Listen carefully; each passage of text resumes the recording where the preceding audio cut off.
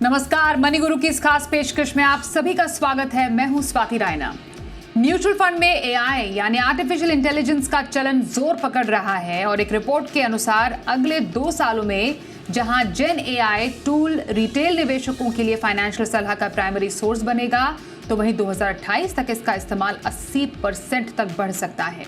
पर क्या फाइनेंशियल सलाह के लिए सिर्फ एआई पर निर्भर रहना सही है, और क्या है निवेश में एआई के फायदे और नुकसान?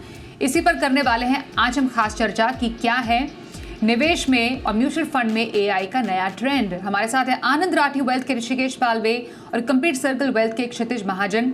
दोनों ही एक्सपर्ट्स का बहुत स्वागत करते हैं मनी गुरु में आज हमारे साथ शामिल होने के लिए। तो एआई धीरे धीरे इस पूरे इकोसिस्टम को हम कह सकते हैं बदल रहा है, और यही हम अपने फाइनेंसेस के साथ और अपने पैसों के साथ भी देख रहे हैं। क्षितिज सर पहले आपसे समझना चाहेंगे, जब हम आर्टिफिशियल इंटेलिजेंस की बात करते हैं, भारत में अब ये जो ट्रेंड है काफ़ी ज़्यादा जोर पकड़ रहा है और सबसे ज़्यादा इस्तेमाल करने वालों में भी जेनजीज हैं इसका। अगर हम इसके ट्रेंड को समझने की कोशिश करें इन टर्म्स ऑफ नंबर्स, तो कितना मार्केट एक तरीके से कैप्चर किया है आर्टिफिशियल इंटेलिजेंस ने अब तक? स्वाति नमस्कार, आपने मेरे से ही प्रश्न किया है? यस क्षितिज आपसे। नमस्कार ऋषिकेश भाई, नमस्कार, एंड सभी दर्शकों को मेरा नमस्कार। I feel that median age India का जो है वो 29 ईयर्स है। अगर आप देखें, it's a young nation, and in that young nation ज्यादातर लोग टेक्नोलॉजी पार्ट को अडॉप्ट कर रहे हैं और वो अडॉप्शन बहुत फास्ट। इनफैक्ट 89 to 90% अभी भी जो लोग जो पास आउट होकर अपनी इन्वेस्टमेंट शुरू कर रहे हैं, दे वांट अ रिलायबल कि हाँ हमारे पास कोई एडवाइजर हो, but at the same time they will go back to अगर कोई अपने एडवाइस दी भी है, they will like to go back to ChatGPT या एआई टूल जिसके थ्रू वो उसे वेरीफाई करना चाहते हैं। सो आई एम सेइंग अभी हमारे पास इंडिया में वेरिफिकेशन का पार्ट ज्यादा इन्वॉल्व है और इन्वेस्टिंग का पार्ट कम इन्वॉल्व है, बट आने वाले टाइम में इन्वेस्टिंग का पार्ट भी ज्यादा बढ़ेगा और इसका चलन बढ़ेगा। देखिए अभी इंडिया में इंडेक्स फंड और ईटीएफ बहुत पॉपुलर हो रहे हैं धीरे धीरे, और उसमें आपका जो रोल प्ले इंडिविजुअल का कम हो जाता है इंडेक्स फंड इन्वेस्टिंग में या ईटीएफ में, और वहां से भी ये स्केल अप और स्टेप अप होगा यहाँ से। सो मेरे को लगता है that it's coming fast as per as India is concern, पर अभी तक जहां तक इन्वेस्टिंग का सवाल है उस तरह से इन्वेस्टिंग नहीं शुरू हुई है एनेबल्ड जो है, but yes platforms are there and it's catching up fast. बिल्कुल।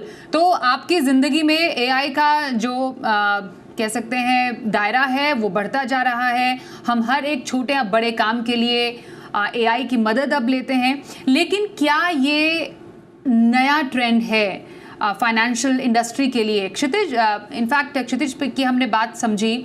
ऋषिकेश जरा एक बात बताइए, जब हम फाइनेंशियल एडवाइजर्स की बात करते हैं इंटेलिजेंस बेस्ड या फिर रोबोटिक बेस्ड जो एक एडवाइजिंग है, वो म्यूचुअल इंडस्ट्री में या फाइनेंशियल इंडस्ट्री में पहले भी रही है, जिसको हम रोबो एडवाइज़र के तौर पर जानते आए हैं।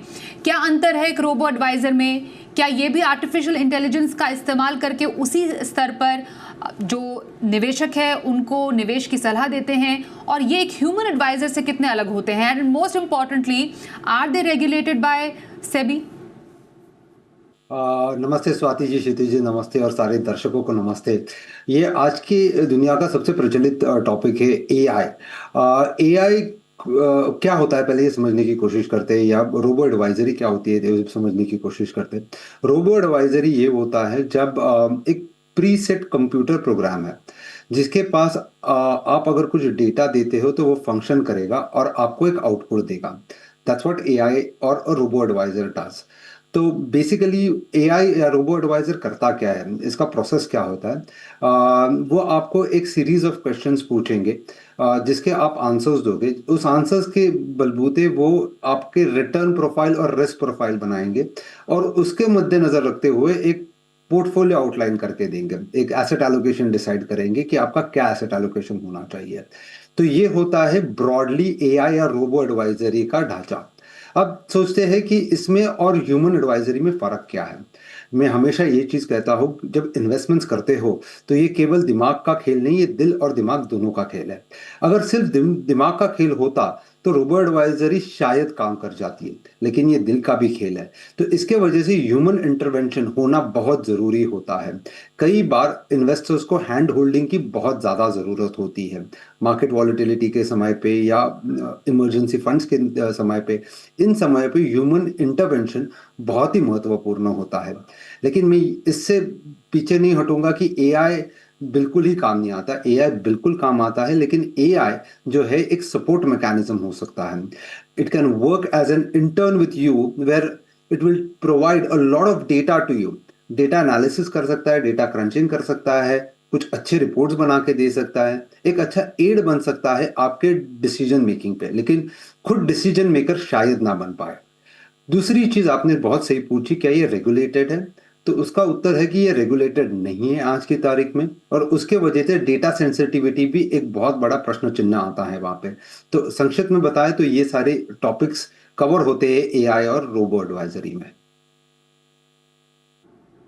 तो ये समझना बेहद ज़रूरी था कि रोबो एडवाइज़र भी एक इंटरनेट बेस्ड एडवाइज़र है।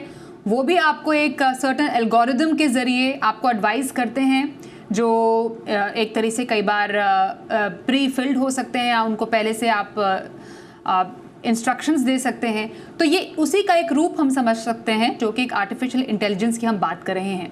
मैं क्षितिज आपसे भी जानना चाहती हूँ, क्योंकि आप भी एक वेल्थ मैनेजमेंट कंपनी को बिलोंग करते हैं। तो एक जो वेल्थ मैनेजमेंट कंपनी है, इंडस्ट्री की हम अगर इन ब्रॉडर वे बात करें, तो फाइनेंस इंडस्ट्री में एआई का जो इस्तेमाल है किस स्तर पर अभी हो रहा है? हमने तो अभी बात की कि हाँ, जो एक निवेशक है, रिटेल इन्वेस्टर्स हैं, जो ये आज का युवा है, वो चैट जीपीटी हो गया या फिर आर्टिफिशियल इंटेलिजेंस है, उसका हर छोटे या बड़े काम के लिए इस्तेमाल कर रहे हैं। पर फाइनेंस इंडस्ट्री में इसका इस्तेमाल कितना बढ़ा है? स्वाति, वो कहावत है ना, इवॉल्व और गेट डिसॉल्व, वो वाला हिसाब है। हम सबको, चाहे कंप्लीट सर्कल है, आनंद राठी है, हमें एआई का कहीं ना कहीं हेल्प लगेगा ही। एंड आप उसके प्रोज नहीं इग्नोर कर सकते हैं जो पॉजिटिविटी है। मैं अपनी बात करूं, हमारा प्रोप्राइटरी मॉडल जो है वो AQI है, complete AQI। A is for artificial intelligence, Q is for your qualitative analysis and I is for human intelligence. So जैसे ऋषिकेश भाई ने बोला है कि AI can be a enabler, it can be a support function, it can't be a end making decision। आपको नहीं पता है कि मॉर्निंग में जो आपके कोई भी इंडिविजुअल कंट्री का है, मान लीजिए मिस्टर ट्रम्प है, वो किस तरफ उठ के क्या डिसीजन लेंगे। AI can't decide that. Eventually human beings are there जो डिसाइड करेंगे एग्जैक्टली आज हमें किस तरह की इन्वेस्टमेंट करनी है या लॉन्ग टर्म में हमें क्या इन्वेस्टमेंट करनी है। It can help you in analysing data fast, it can help you in analysing data at a less cost, it can help you in giving different forms of data. बहुत सारी चीजों के लिए एआई इज इंपॉर्टेंट कि किस तरह का आप इंटरप्रिटेशन निकाल सकते हो, उसमें से कितना उसे वैल्यू कर सकते हो, कितने और रिस्क मैट्रिक्स इन्वॉल्व कर सकते हो to make a right decision. But yes, it is coming fast in all our lifes. हम सब भी अडॉप्ट कर रहे हैं, पर हम एज ए इनेबलर अडॉप्ट कर रहे हैं इसको। और मैं आसपास के लोगों को भी देख रहा हूँ इनेबलर अडॉप्ट कर रहे हैं। काफी टूल्स और एप्लीकेशंस आई हैं जो टोटली एआई बेस्ड इन्वेस्टिंग करती हैं। But we all have seen in recent last 1 year momentum strategies आपकी फेल हुई है, जो काफी हद तक डेटाबेस या फिर एल्गो बेस इन्वेस्टमेंट करती है। सो वो एक ट्रेंड हो सकता है जो बहुत ज्यादा पॉपुलेट होता है। बट येस, आई थिंक उसको इनेबलर की तरह यूज किया जाना चाहिए। एंड मैं देख रहा हूँ काफी लोग यंग जनरेशन में जो है उसे एज ए इनेबलर और as a comparative tool use कर रही है, rather than just investing through that mechanism. But yes, it's coming fast. बिल्कुल। तो बेसिकली जो एआई है, आर्टिफिशियल इंटेलिजेंस है, वो एक एएमसी या फिर एक म्यूचुअल फंड इंडस्ट्री, एक फाइनेंशियल एडवाइज़र का एक सपोर्ट सिस्टम कह सकते हैं, एक साथी कह सकते हैं, उसके तौर पर काफ़ी हद तक उभरा है। वो साथ में काम करके एक रिच डेटा या रिसर्च जो है वो इन्वेस्टर्स को प्रोवाइड करने का काम कर रहे हैं। पर इस पूरे प्रोसेस में ऋषिकेश, आपको क्या लगता है एआई से मनी मैनेजमेंट की जो चुनौतियां हैं वो क्या है? क्योंकि after all it's system generated, हम जो फीड करेंगे वही हमें जवाब भी मिलेगा। तो जब सवाल आता है हमारे पैसे मैनेज करने का, मनी मैनेजमेंट का, तो एआई की चुनौतियां और इसके साइड इफेक्ट्स क्या हैं? एआई की फायदे भी बहुत है, लेकिन कुछ कुछ चुनौतियां भी हैं। जैसे सबसे पहले समझने की कोशिश करेंगे कि रिस्क अंडरस्टैंडिंग क्या होती है। थोड़ा संक्षिप्त में बताने की कोशिश करूंगा कि रिस्क की परिभाषा क्या है। अगर आपको एक क्वेश्चन दिया जाएगा और उस बिना पे आपकी रिस्क प्रोफाइलिंग की जाएगी, आप कंजर्वेटिव, अग्रेसिव या मॉडरेट रिस्क एपेटाइट के इन्वेस्टर हो, उस हिसाब से अगर एआई आपको कोई निवेश की या एक स्ट्रेटेजी या एक पोर्टफोलियो बना के देगा, तो उसके बाद क्या होता है कि जब रिस्क, अगर आप कंजर्वेटिव हो तो अधिकतर पैसा डेट में चला जाएगा। लेकिन ये कोई बताने वाला नहीं होगा कि इक्विटी जो है over a longer period of time, 7-8 साल के बाद इक्विटी का बिहेवियर या रिस्क जो है वो डेट के समान हो जाती है। उसके लिए ह्यूमन इंटरवेंशन की जरूरत है। अगर आप बोलो मैं कंजर्वेटिव इन्वेस्टर हूँ, तो आपका अधिकतर पैसा डेट में चला जाएगा अगर एक रोबो को एडवाइस करनी है तो। दूसरी चीज है वॉलिटिलिटी।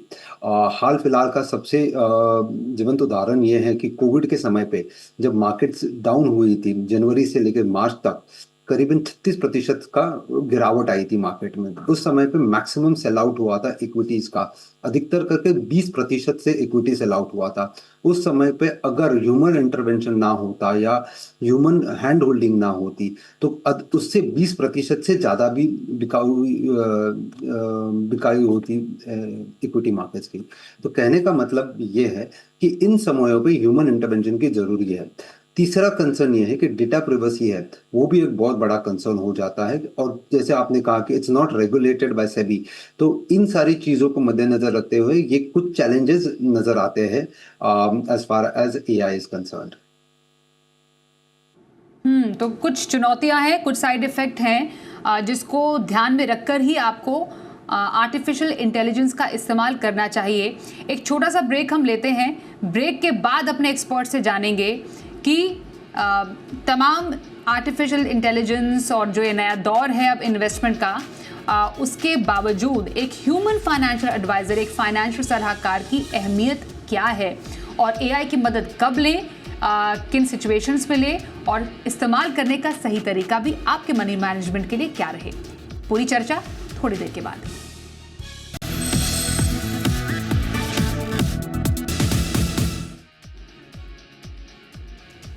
तो आज हम बात कर रहे हैं मनी मैनेजमेंट में आर्टिफिशियल इंटेलिजेंस के बढ़ते चलन की। हमारे साथ ऋषिकेश पालवे और क्षितिज महाजन हैं, उनसे कर रहे हैं हम खास चर्चा। क्षितिज, हम बात करें यहाँ पर फाइनेंशियल एडवाइजर्स की। यूँ तो हम कहते हैं कि किसी भी फाइनेंशियल सलाहकार एडवाइज़र को बहुत ही सोच समझकर आपको सिलेक्ट करना चाहिए, लेकिन जब अब ये तमाम फैसले एक आर्टिफिशियल इंटेलिजेंस के थ्रू होने लगे हैं तो एक ह्यूमन फाइनेंशियल एडवाइज़र की जो अहमियत है वो क्या अलग हो जाती है? क्या अब आने वाले टाइम में फाइनेंशियल एडवाइजर्स को भी कुछ अलग तरीके से ट्यूनिंग करनी पड़ेगी अपने इन्वेस्टर्स के साथ, अ mix of both, human touch भी और आर्टिफिशियल इंटेलिजेंस का सहारा लेते हुए उन्हें भी क्या सलाह देनी पड़ेगी? तो क्या एक इम्पोर्टेंस है अभी आज के टाइम में फाइनेंशियल एडवाइजर्स की? अगर आपको यंगस्टर्स को से ही बात करनी है, इवेंचुअली बैटन जो है, जो पेरेंट्स की बच्चों को आगे जानी है, तो आपको भी थोड़ा इवॉल्व होना पड़ेगा as advisor. But let me tell you, AI use करने के लिए भी ना एक बेसिक फाइनेंशियल नॉलेज होना जरूरी है। एक कहावत है GIGO, garbage in garbage out. तो बेसिकली ये इसका मतलब है कि आप जो इनपुट देंगे एआई को, उसके ऊपर वो प्रोसेस करेगा। अगर आप इनपुट ही सही नहीं देंगे तो वो प्रोसेस नहीं करेगा। जबकि एक फाइनेंशियल एडवाइजर आपको सही इनपुट मान सकता है कि ठीक है, आप ये मत बताइए, आप ये बताइए, आपके एक्सपेंसेस कितने हैं, लायबिलिटीज कितनी है।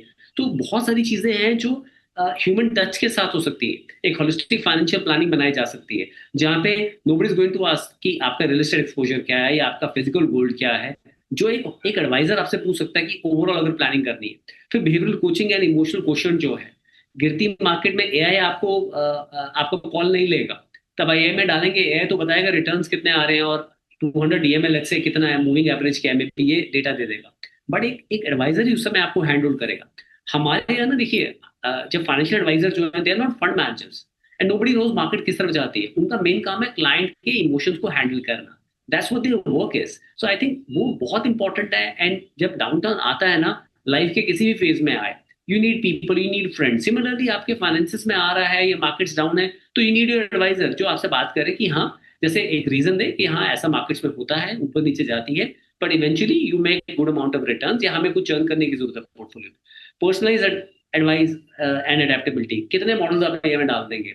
यहाँ पे ऐसा भी हो सकता है कि दैट एक यंगस्टर है, सेम एज ब्रैकेट का है, पर किसी का रिस्क एपेटाइट ज्यादा है, उसके पेरेंट्स का कुछ और है, तो आप एक पर्सनलाइज्ड अप्रोच कर सकते हो। बहुत सारी चीजें एडवाइजर अपने एंड पे करता है जो एआई नहीं कर पाता। एंड अकाउंटेबिलिटी एंड ट्रस्ट, आपका जो एक रिलेशन बनता है वो ट्रस्ट पे बनता है, वो ट्रस्ट बढ़ता जाता है age and man, and then you see that next generation also betterness passing on to that.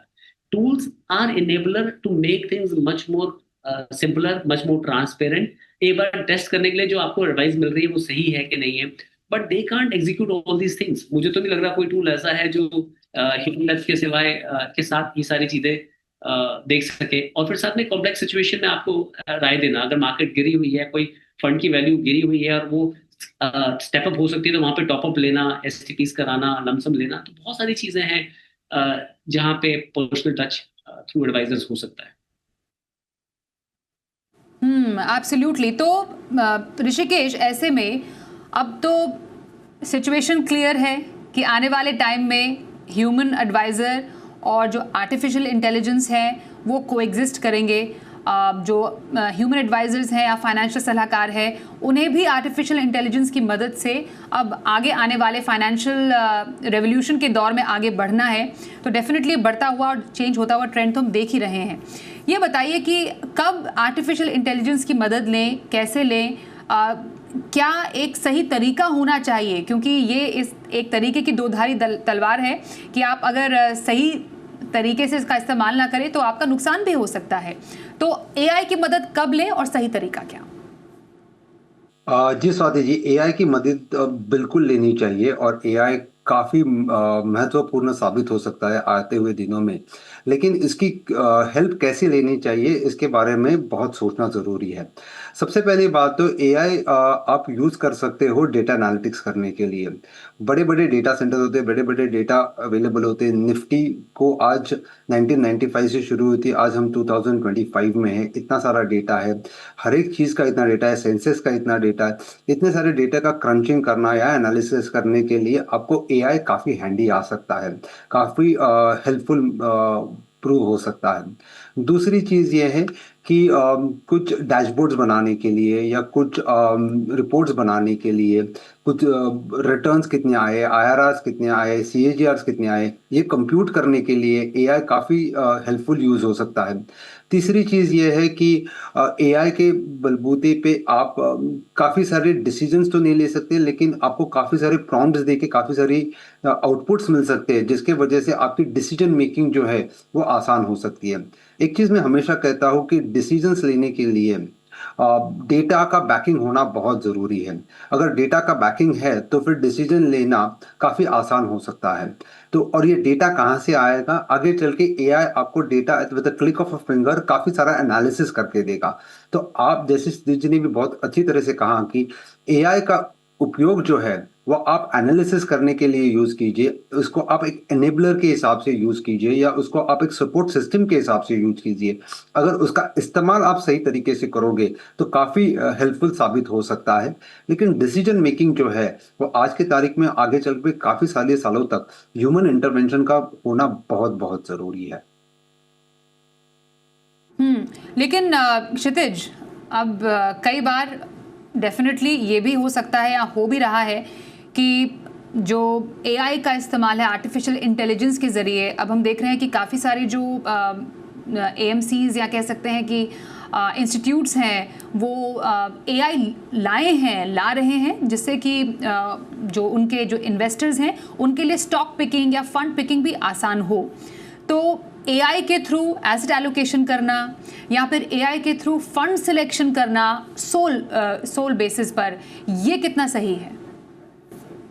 Swati, देखिए, एक तो है ट्रांजैक्शनल इनेबलर, वो थिंग्स, वो चीज़ों को काफ़ी आसान बनाता है। अगर एमसीज लेके आ रही हैं और कुछ ला रही, मेरी बात जो हुई है कि they'll make things easy, they'll have their own chatbot through AI to make things easy, because अगर कोई क्लाइंट आया है वेबसाइट पे and they want to converse with someone, तो उन्होंने अपने चैटबॉट्स ले आए हैं सारे के सारे। दूसरा है फंड सिलेक्शन, उसके लिए ना एक लिमिटेड ऑप्शन ही एआई टूल पे अवेलेबल है कि आपका पर्पस क्या है, आपको बैलेंस, आपका रिस्क एपेटाइट क्या है, उस हिसाब से आपको फंड्स ऑफर हो रहे हैं। बट ये अब मान लीजिए किसी का पर्पस जो है वो 10-11% कंपाउंडिंग रिटर्न से पूरा होता है, बट उनके रिस्क एपेटाइट के हिसाब से वो 7-8% का मॉर्निंग मशीन में पैसा लगाना चाहते हैं, तो वो बहुत बड़ा गैप हो जाएगा। तो वहां पे आपको एडवाइजर की जरूरत पड़ेगी या एमसी पर्सन की जरूरत पड़ेगी जो बताएगा कि दैट अगर आप 15-20 साल के लिए इक्विटी में लगा रहे हैं तो रिस्क नहीं है, अगर आप 1-2 साल के लिए लगा रहे हैं तो रिस्क है। तो some time advisor doesn't only go with what you suggest, वो आपको एजुकेट भी करता है और आपको गाइड भी करता है कि दैट आपको थोड़ा स्टेप अप करना पड़ेगा टू इंश्योर जो आप गोल प्लान कर रहे हो वो मीट हो, अदरवाइज वो गोल मीट नहीं होंगे। तो I think again this will be enabler. There are many apps, आप बिल्कुल सही कह रही है स्वाति, बहुत एप्स एआई बेस्ड इन्वेस्टिंग लेके आई हैं, बट मेरा अब तक का एक्सपीरियंस जो है ना बहुत एवरेज रहा है जिन एप्स पे मैंने अपने पोर्टफोलियोज को रिव्यू करा है, क्योंकि वो they just tend to churn the portfolio.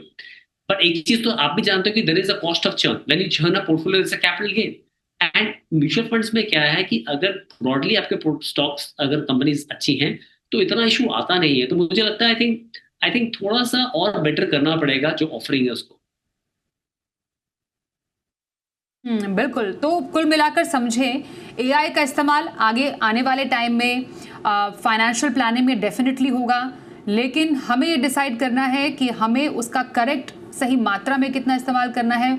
जो इंडस्ट्री है वो भी इसके तमाम ऑप्शंस देख रहे हैं कि वो सही ढंग से एआई का इस्तेमाल कैसे करे, बेसिकली डेटा कलेक्शन में या रिसर्च में, और उसके थ्रू एक कलेक्टिव जो रिसर्च है वो अपने तमाम इन्वेस्टर को दे। लेकिन एक सिर्फ डिसीजन के बेसिस पर एआई शायद आपके पोर्टफोलियो के लिए उतना सही नहीं हो।